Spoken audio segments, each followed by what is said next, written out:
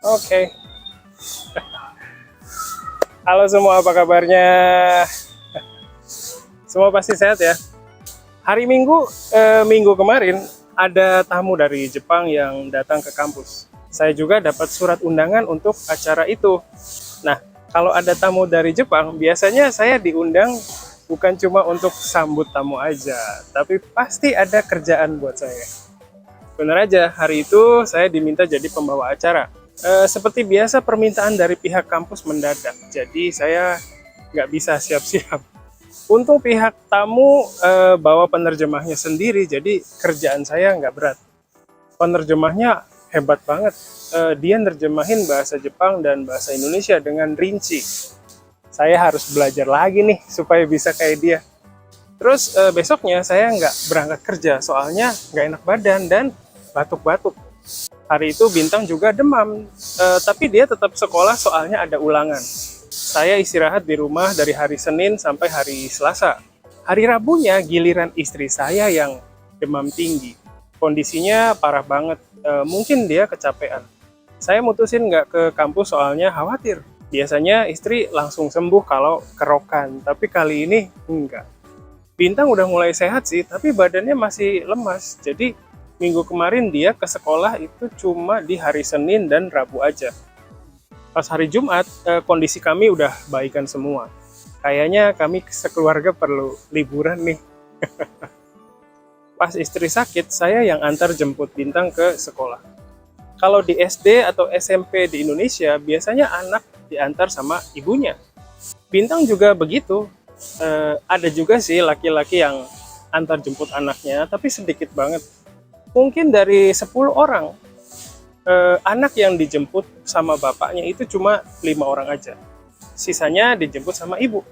Nah, ini kondisi waktu saya jemput Bintang dari sekolah. Orang tua harus jemput anak dari sekolah, soalnya rata-rata rumahnya jauh. Kadang ada juga sih anak sekolah yang jalan kaki atau naik sepeda sendiri ke sekolah. Tapi jarang banget. Mungkin karena ini Jakarta ya. Mungkin kalau di daerah, pemandangannya bakal beda lagi.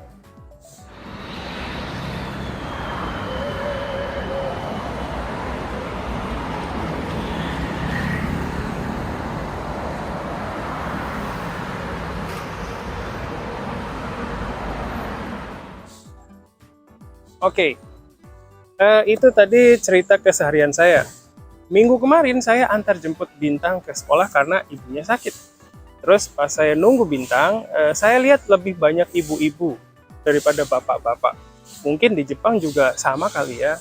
Kalau ada urusan sekolah, kayaknya lebih banyak ibu-ibu yang datang ke sekolah dibanding dengan bapak-bapaknya. Dulu saya sempat bawa istri dan Najmah ke Jepang. Terus Najmah sempat sekolah di SD di Jepang. Istri dan Najmah nggak lama di Jepang karena waktu hamil Bintang, istri memutusin lahiran di Indonesia. Jadi Najmah itu sekolah di Jepang cuma sekitar 2 bulanan aja. Nah, selama di Jepang, Najmah selalu diantar oleh ibunya ke sekolah dengan jalan kaki. Saya juga pernah antar dia. Waktu itu saya lihat ada juga orang tua murid lain yang antar anaknya. Ada yang naik sepeda, banyak juga yang jalan kaki. Tapi di Jepang itu banyak juga anak SD yang pergi sendiri ke sekolahnya ya. Saya ingat ada istilah Shudang Toko dan Shudang Geko. Nah, setelah saya pulang ke Indonesia, saya ngalamin antar jemput anak sekolah yang beda banget sama di Jepang. Kebanyakan orang tua di sini antar jemput anaknya ke sekolah dengan motor. Ada juga sih yang naik mobil atau jalan kaki, tapi sedikit banget. Kalau sekolahnya itu sekolah elit, mungkin banyak murid yang diantar pakai mobil kali ya. Nah, pemandangan orang tua antar anaknya ke sekolah itu dimulai jam 6 pagi. Soalnya pelajaran di sekolah Indonesia rata-rata mulai dari jam 7 pagi. Pemandangannya itu luar biasa banget. Makanya saya mau cerita tentang itu di video kali ini. Waktu antara jam 6 sampai jam 7 pagi di Jakarta itu waktu-waktu yang menyeramkan. Soalnya banyak orang tua yang antar anaknya ke sekolah pakai motor dan mereka rata-rata buru-buru. Terus kebanyakan nggak pakai helm juga, termasuk saya.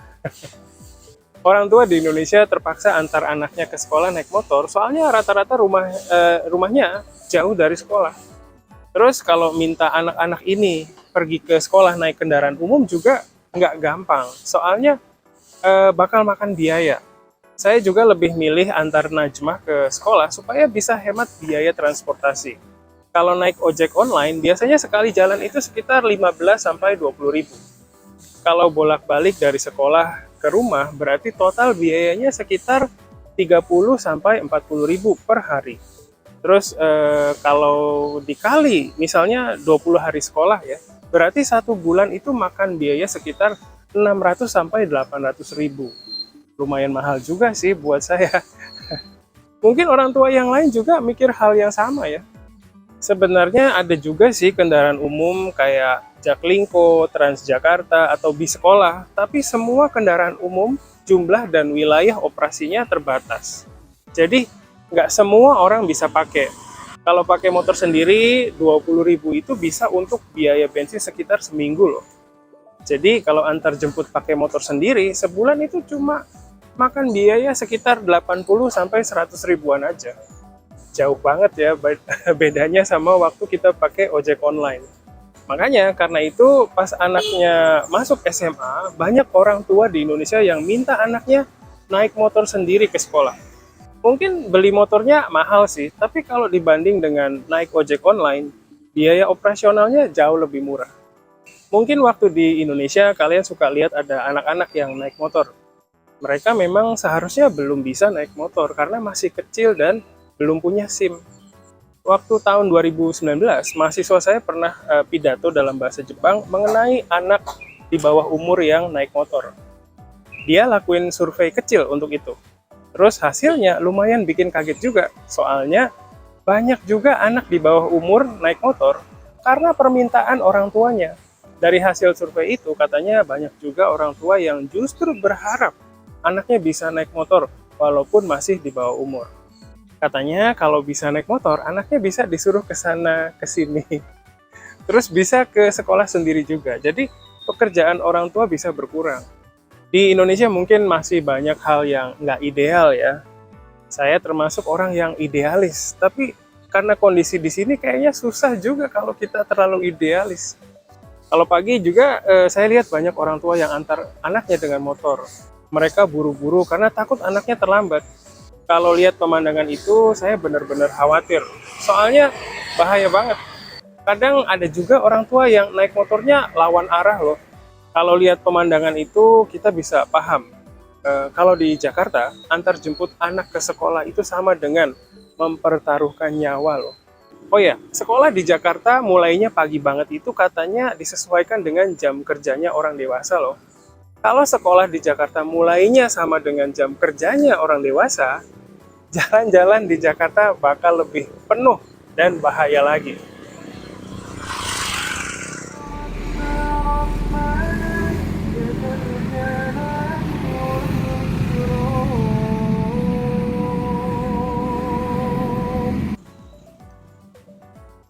OK、はい。ここからは日本語で話します。今回の動画でジャカルタの学校に通っている子どもたちの送り迎えの事情について少し話しましたけれども、いかがでしょうか。子供を学校に送っているジャカルタの親たちの光景を見ると本当に心配です。自分もナジマを送っているとき、これは命がけだなと思ってちょっと怖いです。さて、今回も日記に出ている単語についてお話ししたいと思いますけれども、その単語はアンタルです。アンタルというのは基本的に動詞として役割を果たしています。普段の会話ではアンタルをきれいに言うインドネシア人もいれば、アンタルというような発音で、言うインドネシア人も多いです。